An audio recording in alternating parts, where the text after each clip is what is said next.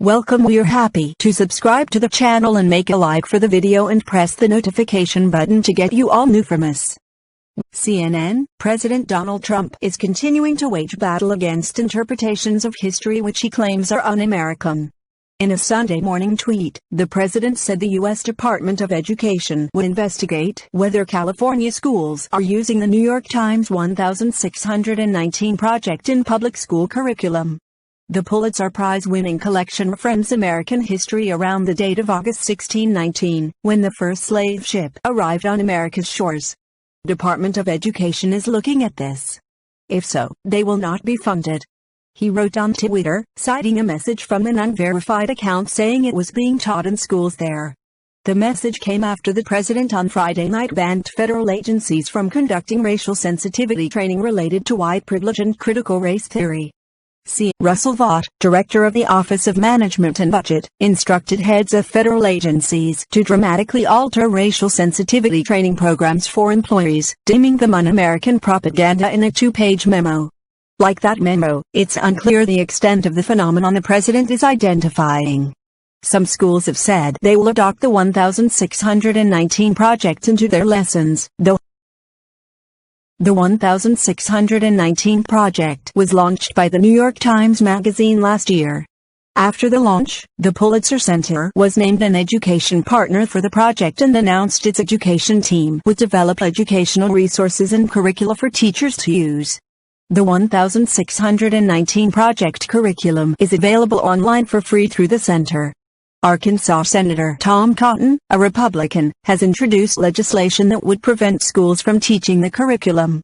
The legislation, titled the Saving American History Act of 2020, would prohibit the use of federal funds to teach the 1619 project by K-12 schools or school districts. Schools that teach the 1619 project would also be ineligible for federal professional development grants. The legislation appears unlikely to gain any significant traction in the Senate but stands as a way for Cotton to send a message. The moves follow a pattern by the president of disparaging attempts to process or reckon with the country's fraught racial history. In his convention acceptance speech, the president said Americans are exhausted, trying to keep up with the latest lists of approved words and phrases, and the ever more restrictive political decrees. Many things have a different name now, and the rules are constantly changing. We want our sons and daughters to know the truth, Trump went on. America is the greatest and most exceptional nation in the history of the world. Our country wasn't built by cancel culture, speech codes, and crushing conformity. We are not a nation of timid spirits. Trump has also sought to draw contrast with Democratic presidential nominee Joe Biden in the months before the election.